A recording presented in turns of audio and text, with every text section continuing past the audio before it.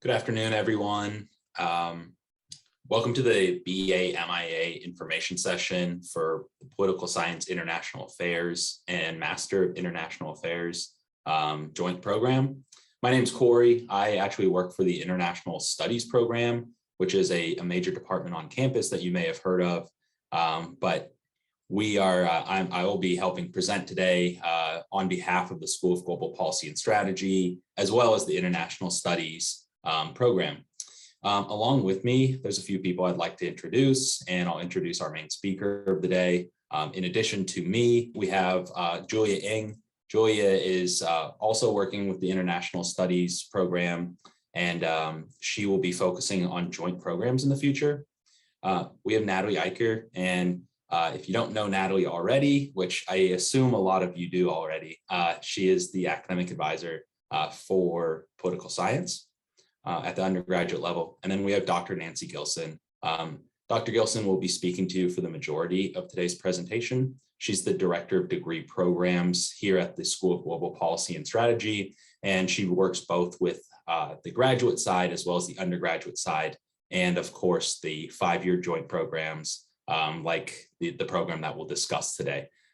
So I'll have Julia first say a few words, and then Natalie will introduce herself to those who don't know her already, and then we'll go ahead and let Dr. Gilson present. So thank you all for joining. One disclaimer about today is we will be recording this session this afternoon.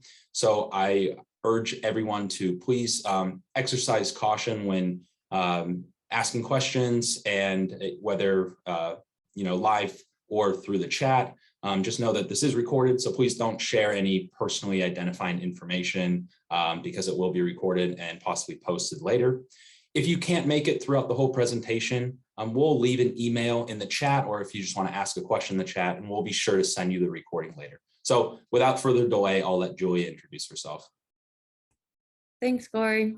Hi, everybody. I'm Julia. I'm going to be the new advisor for the 5-year degree joint programs with the Global School, GPS, and ISP. I am new, so I'm learning a lot of the information along with you guys today. So bear with me. But I will be in the office working with Corey and Nancy very closely, and with Natalie later down the line. And I'm very excited to see a lot of faces here. So it's good to see you all, and I'll pass it to Natalie. Hi, everyone. My name is Natalie Eicher. I am the undergraduate advisor for the Department of Political Science. So welcome. Thank you all for being here today. Just a quick note before we really get into this presentation. As far as the administrative aspects, definitely come to me for the undergraduate portion of this joint program. So that means talking to me about you wanting to do this program, when you want to do it, making sure that you get all the classes taken care of for this program before you apply, and then hopefully get accepted and move forward. Just to make sure everything is all squared away without the expense of you needing to sacrifice maybe doing a double major or a minor, or even studying abroad, or any other programs that you may want to do in your time at UCSD before pursuing this awesome joint program. So definitely come to me first so I can establish that foundation for you. And then once you have that taken care of, check in with your college as far as your college and university requirements. And then afterwards, that's when you should feel confident going to the GPS team to talk about what that component of the joint program would look like. So we just want to make sure it's in a nice, smooth fashion, so that you all are not going to be confused and are going to be really excited to be part of this program, because we know it's a lot of information. There's a lot to keep in mind, and we just want you all to be successful. But yeah, as far as asking me, any questions about this, feel free to first just connect with me through the Virtual Advising Center, and then we can move forward with that. But thank you all for being here today, and I'll pass it on to Dr. Gilson. Hi, everybody. First of all, let me thank you for your interest in the program and for showing up today. I've been overseeing the 5-year programs now for about 11 years, and directly with political science and developing the BA MIA for political science. So while my long-term undergraduate affiliation is with ISP, though I taught in political science for a while, I'm quite fond of the BA MIA with political science because I worked on developing the curriculum and believe it's a really good program. And so I encourage you, if you're interested, once you meet with Natalie and sort of figure out what your requirements are, to send me later on, you'll see my email address, send me an email. And I'll be happy to meet with you individually about, how the program works and when you apply and what the application looks like. So we can talk about, let's talk about the details. Julia, you want to cue up the slides? So let me give you some background on GPS. Those of you who don't really know GPS or know the curriculum at GPS. GPS has a very interdisciplinary curriculum. Our faculty are made up of economists, political scientists.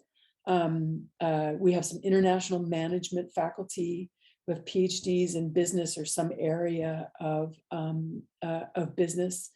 And then we have a group of faculty who are really broadly interdisciplinary. They straddle STEM and GPS, so engineering, SIO, physicist, and then we have two members of the faculty who also have appointments in economics department, and one who is a split position at Rady. So one of the things to get from that is that, we really are this interdisciplinary program. A big sort of thread through it, of course, is political science. Its founders, the founders of GPS and the founders of the BA MIA program, the original one with ISP, were all political scientists. So the BA MIA program really takes this very interdisciplinary curriculum of GPS and integrates it really well with political science. And sort of pulls you into thinking about the interdisciplinary inputs, if you will, into public policy, social policy, international agreements, trade, multilaterals, bilateral agreements, and so on, so that there's really an opportunity to see the way in which policy goes together. I think more accurately. So the program is really designed for students who are interested in advanced training in policy making, the politics around policy and regulation, international affairs, whether it's in more sort of political economy, or you're interested in development or in business. Or sort of business writ large, which is to say things like trade. It's really a good program for you.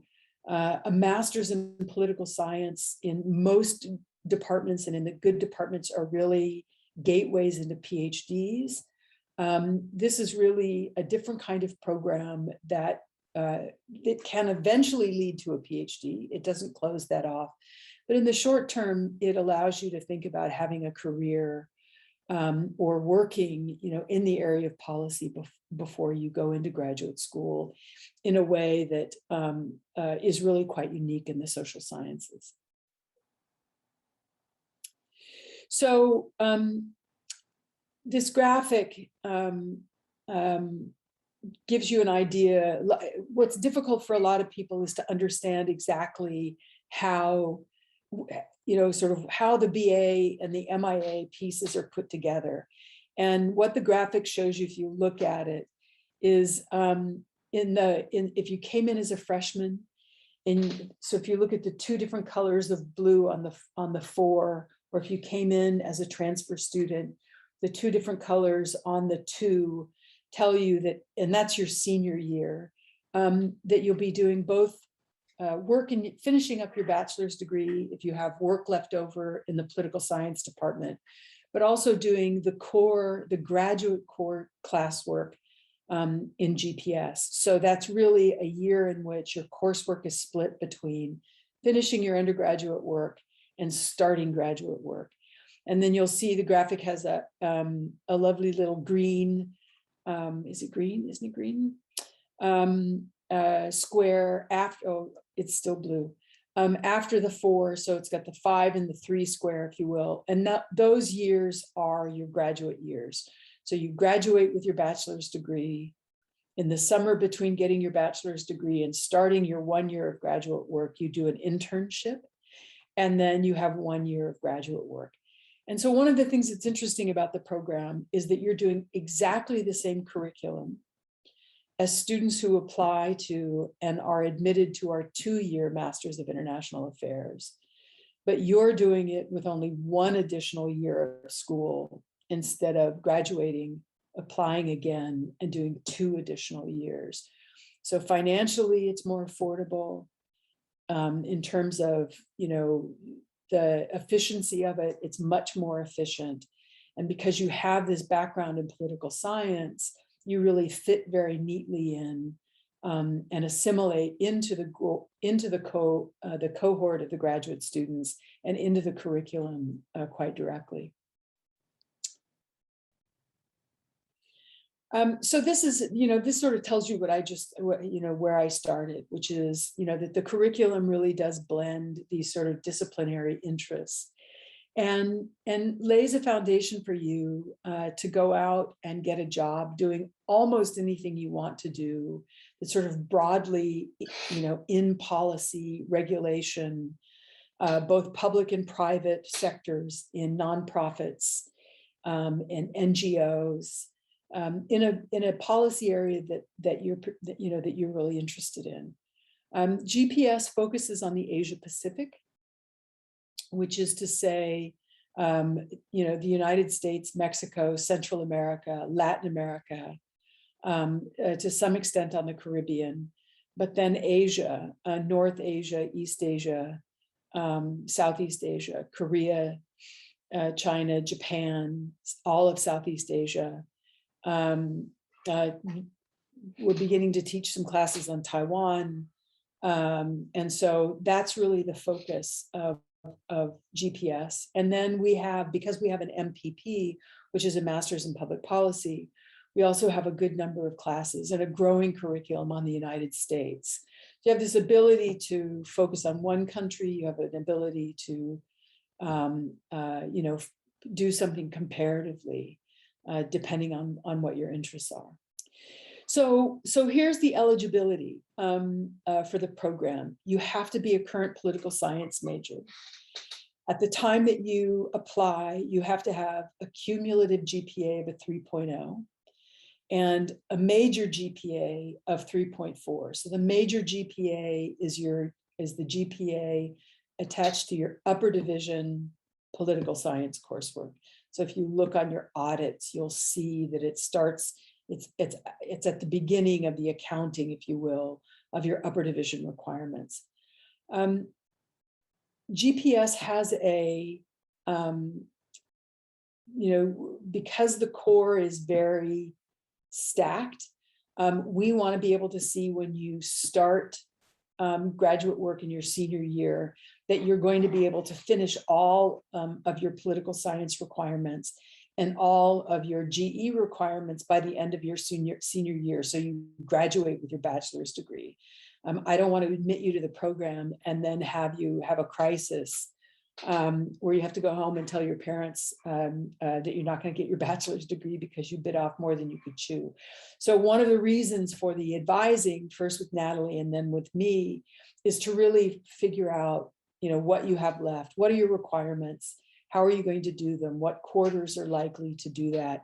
So that we're planning ahead to make sure that everything fits in the time that you have remaining. You also have to be able to show that you're going to be able to reach a 6-quarter proficiency in a GPS language by the time you graduate with your master's degree. So for example,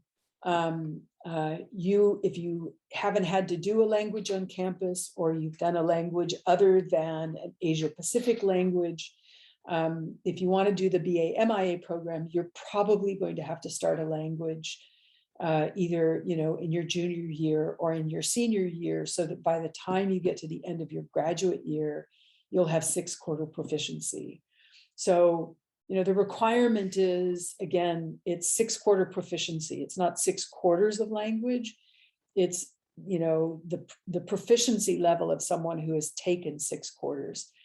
If you have native abilities, if you've done a minor in Chinese studies, if you went to high school in an Asia Pacific language, then you can waive out of it. We give equivalency exams to people who are bilingual. For example, if you grew up in a bilingual household, it's possible, to waive out of it. So, that's one thing that, that you have to understand is a major sort of addition to your requirements over simply doing political science. Okay. And then we have a summer prep program that you would do in between. So you apply in your junior year and begin the program in your senior year. And some of you, depending upon your coursework, may be asked to do our summer prep program, which is sort of a good introduction to microeconomics, which many of you don't have on your transcripts, and some advanced quantitative methods. You guys have had to do some lower division quantitative methods, and so this sort of begins to get you up to the level that GPS does in the first year of the core. Okay. So these are the requirements in a nutshell, and we'll break them out a little bit more. I'll break them out for you, but they sort of give you an idea of what you need to do here. Asia Pacific relevant language courses, lower division political science courses. You have to do those in the standard political science major. It's a slightly different configuration for the BA MIA track, but Natalie can help you figure out what you've done or what you need to do. And then it's a specialized set of courses for the political science international affairs major. We'll talk about that in a minute. But again, Natalie can help you sort through classes that you've taken and figure out where they fit. We also have online a checklist so that you can see where your courses are and what you have left to do as well. And then for GPS, you have the first year core sequence, which is 8 classes, 3 in the fall, 2 in the winter, 2 in the spring. You have a regional specialization, which is choosing a country that you want to focus on. That's 2 classes. A language requirement, so that's the 6-quarter proficiency. A career track, that allows you to specialize in a particular area of international affairs. That's 5 classes, and then a capstone research class that you'll do in your graduate year, one of the quarters of your graduate year. So this is a sort of overview of the regional and language requirement here.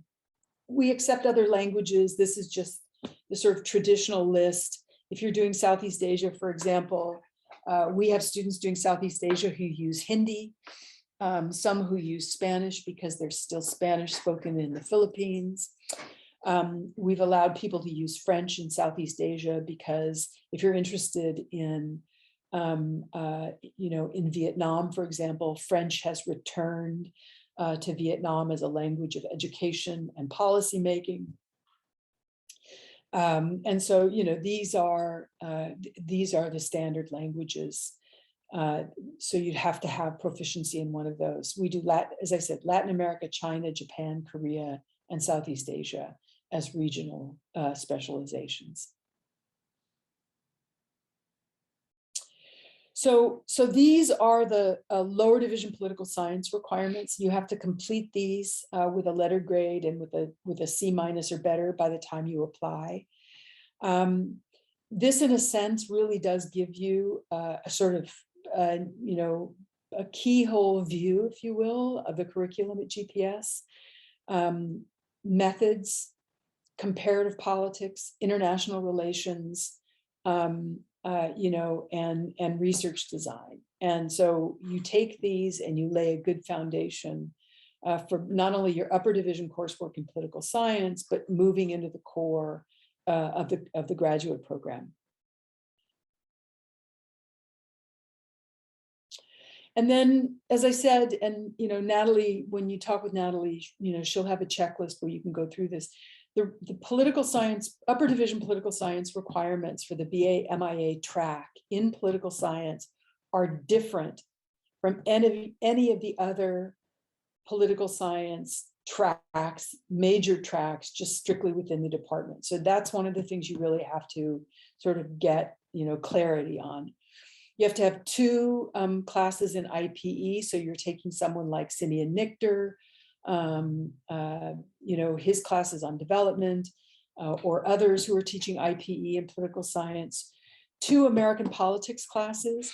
And the reason here is because we really want you to understand how institutions operate in relationship to regulation and policymaking. 2 classes either from IR or comparative politics, and then 3 electives from upper division political science curriculum. Natalie has a list of what those courses are. It's not absolutely everything in political science. It's obviously ones which are sort of GPS adjacent, if you will. So make sure you look at that, look at the list to see, which courses are going to be allowable. And then this is the GPS core. And these are the classes that you'd be taking in your senior year, along with whatever coursework you have left to finish for political science, right? Microeconomics, globalization, which is taught by Wei-Yi Shi, who's a political scientist, and now Sam Bazzi, who's an economist, and quantitative methods 1. Winter is policymaking processes. This is our real foundational political science class that really sort of takes seriously the idea that institutions, the design of institutions, the design of constitutions matter. Why do you get national health care or family leave in some countries, but not in others? It's not just that there might not be any sort of liberals that are far enough left to support social welfare policies. It might be that there's no voice for social welfare policies in the institutions. That's true of American politics, for example. We're a 2-party country. If you're, if you're a big defender of social welfare policies, just look at the difficulty that AOC is having and Bernie Sanders has, right, in getting influence on policy. Then you have accounting and finance. Our take on this is, that if you're interested in trade, you have to know how businesses operate. If you're interested in development, you have to know how development is financed. So you have to have some basic understanding of accounting and finance. Quantitative methods 2, which is a Stata R driven class. And then international economics and international politics and security, okay? So these are the career tracks. And as it says at the top, there are 2 required courses, and then there are 3 electives from an established list that we have. You choose one of these, and this gives you expertise in an area of policy. The required courses are typically, there's at least one on regulation in a major area, and then there's another that allows you to kind of, you choose that your second required course from a list of 2 that allows you to really sort of begin to craft your own specialization. In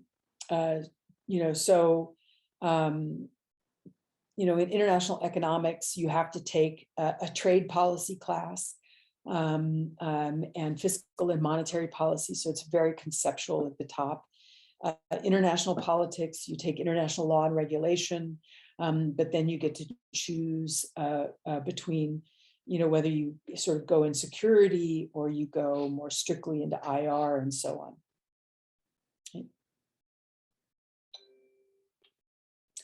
And then the regional specializations, and as I said a minute ago, are these are 2 courses, and they are typically, sort of politics of and an economics of. So the political institutions of Latin America and economic policy of Latin America, or Chinese politics and the social and economic development of China. Politics of Southeast Asia, economies of Southeast Asia, so that you begin to have a sort of really full understanding of the political evolution of these countries, of what their current foreign policy is, what their relationship is with other countries, but also the sort of economic base of the country. Where does their, what are the advantages and disadvantages of their economies? Who do they trade with? What are their economic difficulties? So that you really do get a full sense of government policy.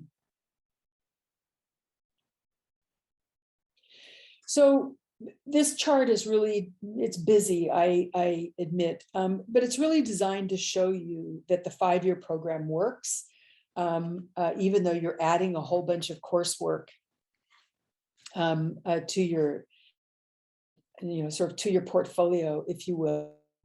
It shows you where all the lower division poly classes go, upper division poly classes, how you get your GEs in.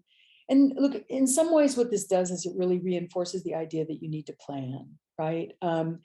If you plan, you can still do, you can still go abroad, you can still think about UCDC, you can still think about doing an academic internship.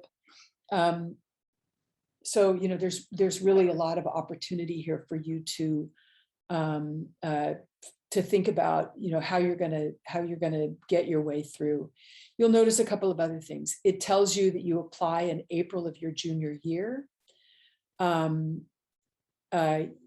that's, that's important to take note of. So this year, the application is due, I believe, April 12th. You have your, you graduate with your bachelor's degree. If you notice in the summer, it says a summer internship. You'll all be required to do a summer internship.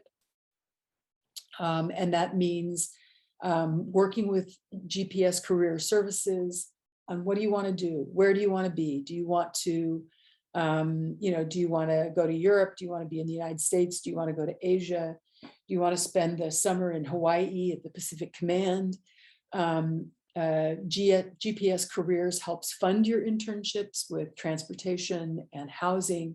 And so this is really an opportunity, particularly if you have never done a real internship, or if you've never had a job in the sector where you want to work, to figure out whether this is work that you want to do. And then once you graduate with your bachelor's degree and you complete your internship, then you have 1 year of graduate work for the Masters of International Affairs. Next slide. And so if you came in as a transfer student, this is what it looks like. Now, in fact, some transfer students have a little bit more of a crowded schedule, and we have to work on that because you probably don't come in with all of the lower division coursework done. And so, you need to work with me and Natalie to figure out how you're going to do that, as well as do the upper division coursework and then apply for the program. And in some cases, depending on if you were a transfer student and you came in as, I don't know, history and then changed to political science, so your requirements are still really behind for your major. It may require an additional year. But we can work with that as well. And then we have these certificate programs. So these are sort of ornaments that you hang on a tree, so that you can put on your resume that you've earned a certificate in spatial analysis. So what that means then is that, you can tell a potential employer that you have a full year of GIS and remote sensing training. Or you've taken a full set of courses in energy analytics, so that if you want to go into the private or public sector where you're going to be doing analysis of technology or energy policy, that you've done some higher level coursework in the skill set and policy area of energy. This is coursework that can be double counted. So some of this is coursework. So for example, the quant certificate requires courses that will allow you, that are in your career track, and you can also count them toward the certificate. So all of the coursework that's required for the certificates can be double counted if it's allowed as an elective with your career track. So this doesn't necessarily require additional coursework. It's coursework that a lot of students do. But this is a real advantage of the certificate programs, because they rather than having to list a whole bunch of courses on your resume, they signal to a potential employer or a PhD program, that you know what spatial analysis is, that you've developed an expertise in it, and or policy evaluation. So you've got skills in the development of programs, for example, machine learning ideas that allow you really to do serious policy evaluation.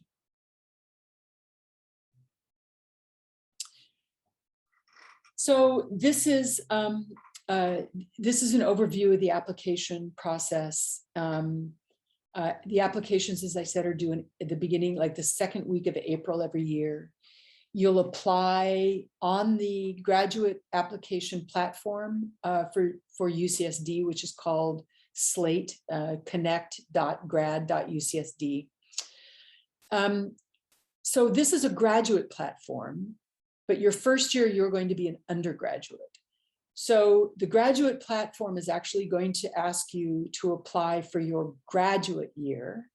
So, remember that when you look at it. So you're going to be applying for the program that's IR75, which is not what you'll be in the first year in the program. You'll still be a political science major. So if you apply let's just say that you apply in April, in spring of 2022, and because you want to start in fall of 2022. In fall of 2022, you're still an undergraduate. So the application is actually going to ask you to apply for fall of 23. It's just a weird little thing of there being no specific application for the 5-year programs. So we have to go in every year and correct a lot of applications. So I'm just telling you this. So hopefully when you look at the application, you'll go, oh, that was that, soup of information that she was talking about. Okay. The application requires a statement of purpose. This is a very different statement of purpose than what you use to apply to UCSD as an undergraduate. It's really a kind of telling an intellectual biography. Like, what are you interested in? When did you first become interested in it? What have you done during your undergraduate years to grow that interest? Coursework that you've done, graduate research that you've done with a professor, internships that you're taken. Why do you want to go to graduate school? Why is that thing that you're interested in going to get even better in graduate school? And then what's the job you want to have with this coursework that you're going to do? So you're going to tell the story about your intellectual interests. We're not interested in where you grew up or that you played sports like you wrote about as an undergraduate, right? This is really beginning to think like a graduate student. We're interested in your sort of intellectual interests and your intellectual footprint. A resume. We know that most of you don't have particularly long resumes, but here's where you get the opportunity to tell us about your other skills, computer languages that you know, languages that you speak, traveling that you've done, internships that you've done, jobs that you've had, even if you've waited tables or, were a teller in a bank or, coached Pee-wee soccer. We're interested in that. That tells us that you've got a work ethic, right? That you've done other things besides school, so you're well-rounded. We like that. And then your transcript for the application for the first year is just a copy of your academic history at UCSD. If you are a transfer student, to UCSD. If all of your transfer courses show on your academic history, that's fine. We don't need that transcript. When you matriculate to your graduate year, you'll have to provide official transcripts. But for the first application, you will not. And then 2 recommenders. The recommendations are all done electronically. They're not letters. So your recommenders, so you will give us names and email addresses and their affiliation. Are they UCSD faculty? Are they faculty that you work with somewhere else? Are they supervisors from an internship that you had? And they will then go in and do an electronic scoring of what you know, and then they'll be asked a few questions that they can then input information about you. So it's a fairly simple process.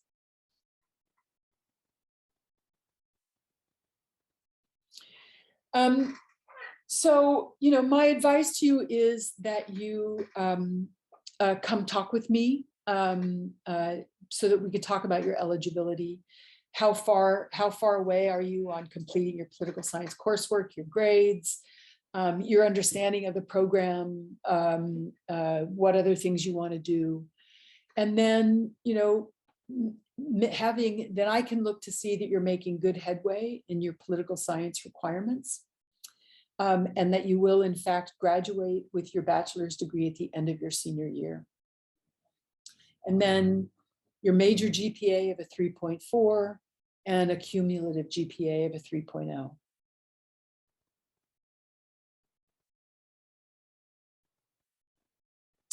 So when I and the admissions team review your applications, these are the things that we're looking for. A strong GPA, that just tells us that you can do the work.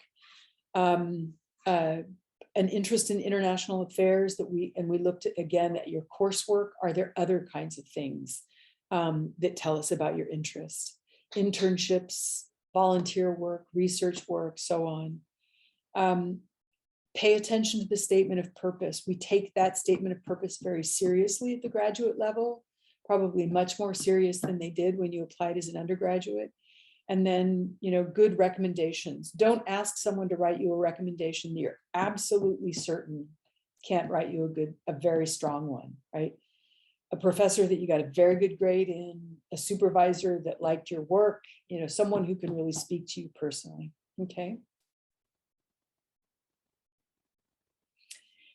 For your senior year, so, money is not insignificant. Your parents will be glad that we address this. Financial aid, your senior year, so your first year of graduate work, you'll still be in, so undergraduate financial aid applies. For your graduate year, there is graduate financial aid. But a lot of students in the BA MIA program also end up getting TA-ships, TAing for, in your case, classes possibly in political science, readerships in political science, TA-ships at GPS, at IIP, at other departments on campus. In the writing programs, they hire a lot of GPS students to be TAs in the writing programs. And the advantage of a TA-ship is that it offsets your fees. So it really makes going to graduate school not free, but very affordable in comparison to having completely out of pocket. So, and we have a very good team of people in career and student affairs that works with people to help them find TA-ships, readerships, research assistantships, that, usually everybody who wants to be employed on campus eventually gets employed by working with my staff. And then jobs. One of the things, that you should be asking us when you talk to us is where do GPS students get jobs? This is just the beginning of the list. We've had students at GPS get jobs in banks, think tanks, research institutes. We've got graduates doing, development work in Africa, people working in the energy sector in Asia, journalists, people in the US government, people who get international students able to get jobs with their own governments. I mean, what you can do when you leave GPS is in part limited most significantly by your lack of imagination about what you want to be when you grow up. You go into career services, you give them a list of things that are really important for you. You want to work for the CIA, you want to be on the research side of the CIA. They'll begin to, put you in contact with people who can talk to you about working at the CIA. You want to go to work for the UN, they'll begin to put you in contact with that. Right. So this is really, we have a very good career services team. They're very good at helping people find jobs. About 80% of GPS students are employed 6 months after graduation.